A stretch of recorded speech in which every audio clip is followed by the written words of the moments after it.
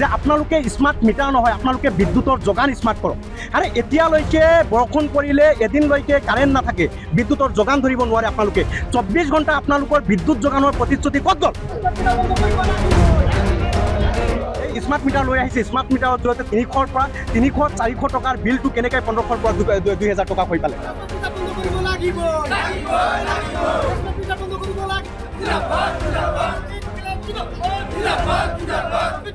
এই স্মাৰ্ট মিটাৰৰ জৰিয়তে অসম চৰকাৰে বা বিদ্যুৎ বিভাগে যি ডকাইতি কাণ্ড আৰম্ভ কৰিছে, ইয়াৰ বিৰুদ্ধে আজি আমি বিলাসীপাৰা বিদ্যুৎ উপসংমণ্ডল কাৰ্যালয়ত আমি আন্দোলন কৰিছোঁ। আমাৰ কথাটো স্পষ্ট যে আপোনালোকে স্মাৰ্ট মিটাৰ নহয়, আপোনালোকে বিদ্যুতৰ যোগান স্মাৰ্ট কৰক। আৰে এতিয়ালৈকে বৰষুণ পৰিলে এদিনলৈকে কাৰেণ্ট নাথাকে, বিদ্যুতৰ যোগান ধৰিব নোৱাৰে আপোনালোকে। 24 ঘণ্টা আপোনালোকৰ বিদ্যুৎ যোগানৰ প্ৰতিশ্ৰুতি ক'ত গ'ল? 300 আৰু এই স্মাৰ্ট মিটাৰ লৈ আহিছে, স্মাৰ্ট মিটাৰৰ জৰিয়তে 300ৰ পৰা 300-400 টকাৰ বিলটো কেনেকৈ 1500ৰ পৰা 2000 টকা হৈ পালে? আমাৰ কথাটো অতি স্পষ্ট।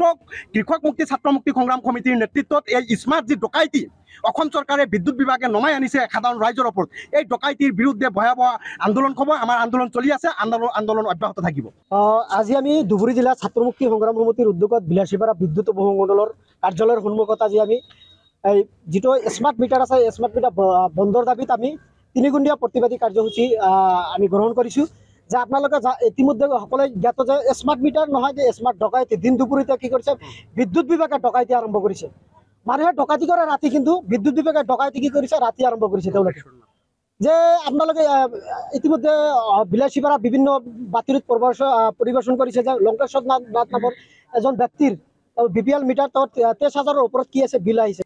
যি সময়ত সাধাৰণ জনতাক চৰকাৰে নিৰাপত্তা দিব লাগে, সেই সময়ত চৰকাৰে কি কৰিছে, দিন দুপৰীয়া তেওঁলোকে অৰ্থনৈতিকভাৱে কি কৰিছে, ডকাইতি আৰম্ভ কৰিছে। গতিকে আজি আমি দাবী উত্থাপন কৰিছোঁ, অতি শীঘ্ৰে স্মাৰ্ট মিটাৰ বন্ধ কৰিব লাগিব, অন্যথাই আমি ৰাজপথ উত্তাল আৰু গণতান্ত্ৰিকভাৱে আমি উত্তাল কৰিবলৈ বাধ্য হ'ম। চাওক, আমাৰ স্থিতি হ'ল আমি গণতন্ত্ৰক বিশ্বাস কৰোঁ, আৰু আমি গণতান্ত্ৰিকভাৱে আমি চৰকাৰক বাধ্য কৰাম যে স্মাৰ্ট মিটাৰ তেওঁলোকে বন্ধ কৰিব।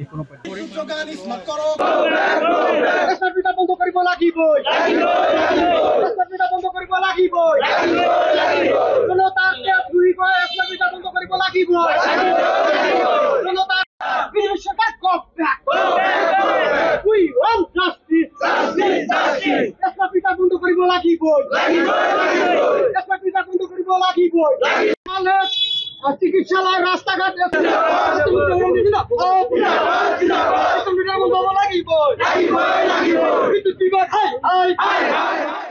বন্ধ কৰিব লাগিব।